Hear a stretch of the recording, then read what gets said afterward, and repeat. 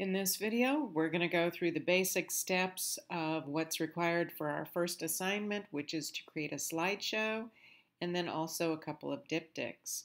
I'm going to assume that you've already dragged the files that you wanted over into your drive, the same drive that has your Lightroom catalog, and we're going to go through that in class to make sure we're clear on that.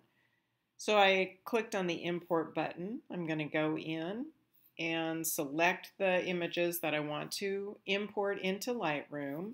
You'll notice it says add because they're already on the drive. They're already at the location I want them to be. You're going to make sure that you select apply during import and that it has your copyright, which, if you'll remember, was IPTC copyright. Option G with your name, the date, copyrighted, all rights reserved, your web presence, your name as the creator, email, website, and photographer. And that's going to apply that to every file. And then I'm going to go ahead and hit import. It works fairly quickly. These are small files. Yours will take a little bit longer. The next thing that we're going to do is keyword, and when you keyword, you want to use that in grid mode so you can see a lot of images at once. You use the command key to select images that are not next to each other, so it lets you jump over them. A keyword should be something that is descriptive and preferably a single word. In this case, I've selected ones that are trees. So I'm going to go over on the right there, type in trees, comma, and space. Then I could go in and select some additional ones. I want to make sure that every word has at least 2 keywords. So we're going to assume that I've gone through that process. So you're going to make sure that everything is keyworded. It's not like a hashtag. Remember, it's something that is very descriptive. Don't use something like assignment because that won't have any meaning a year from now. Then you're going to go through and rate. And when you rate, you actually want to double click on the image or go into this loop mode. You then use the arrow key to go forward or back. And I'm going to start by giving a 1 to every image that I think is a decent image. Many times you are doing variations on the images, and the important thing about going through at least 2, maybe 3 times is that it gives you a chance to get familiar with them and to take a look at all the variations that you did. Now, once you've gone through the whole thing, given the ones you like a 1, then over here on the bottom right side where it says filters off, I'm going to go to rated, and it automatically puts in 1 because it knows what I want to do, and I'm now going to go back to the front again. And the ones that I really like, I'm going to go through and say, you know, this one's better, and I'm going to go through that process to give it 2 and then hopefully 3 stars. You want to whittle it down, and when you're doing this, you may have already created a downtown Long Beach collection. So we're going to say that I have whittled it down. These are the ones I like, and I actually have a downtown Long Beach collection already. If I didn't, once I have selected my images, if I want to select them all, Command A selects them all. Then just do the little pop out, create collections. You'll type in the name of it. You'll notice it says include selected and then hit create.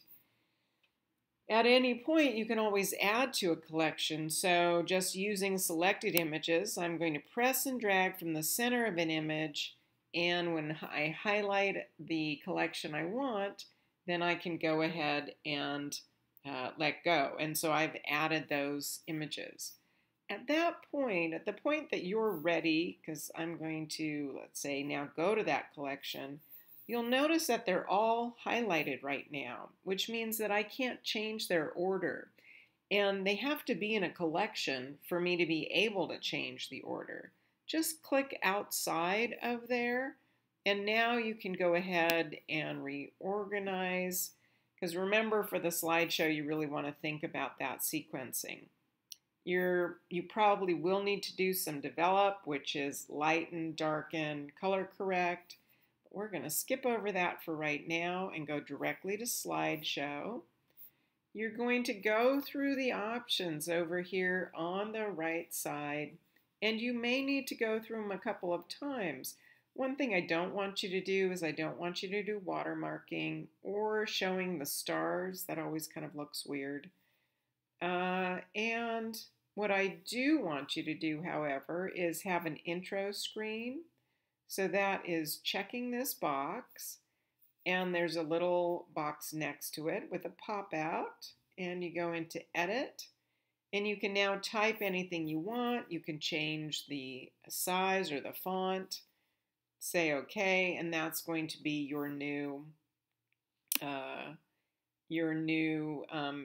intro screen, and you can use the scale to kind of change the size of it. Same process then for doing an ending screen, and somewhere in there I want to have your name in it. Then if if you have an MP3 that you'd like to add to it, this is where you do that, but you're going to need to make sure it's on our machine. And then decide the speed you want, how long you want the images up. Do not check random order, and do not check repeat. You'll hit preview to get a sense of how you like them. At the point that you kind of liked the speed of it, we would actually then go ahead and export it. So when we do export, make sure you name it. You're not going to call it new test. You'll give it your name, and make sure you know the location. So it should go back on your drive. I think I'm going to have you do it at 750. We'll make sure that those aren't too big.